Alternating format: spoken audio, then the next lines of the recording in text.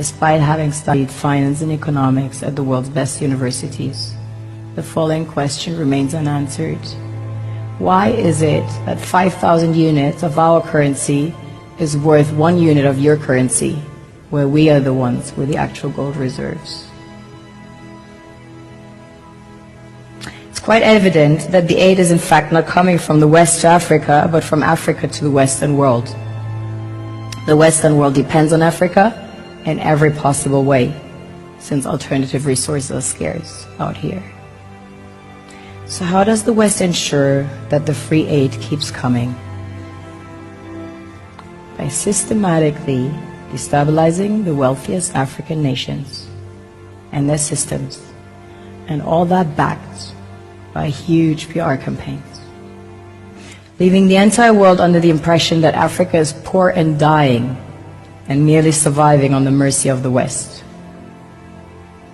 Well done, Oxfam, UNICEF, Red Cross, Life Aid, and all the other organizations that continuously run multi-million-dollar advertisement campaigns depicting charity porn to sustain that image of Africa globally. Ad campaigns paid for by innocent people under the impression to help with their donations. While one hand gives under the flashing lights of cameras, the other takes in the shadows. We all know the dollar is worthless, while the euro is merely charged with German intellect and technology, and maybe some Italian pasta. How can one expect donations from nations that have so little? It's super sweet of you to come with your colored paper in exchange for our gold and diamonds. But instead, you should come empty-handed, filled with integrity and honor. We want to share with you our wealth and invite you to share with us. The perception is that a healthy and striving Africa would not disperse its resources as freely and cheaply, which is logical.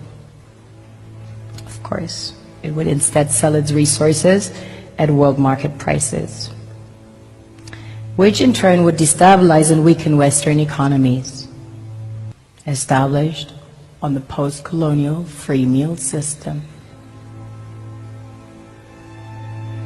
Last year, the IMF reports that 6 out of 10 of the world's fastest growing economies are in Africa, measured by their GDP growth.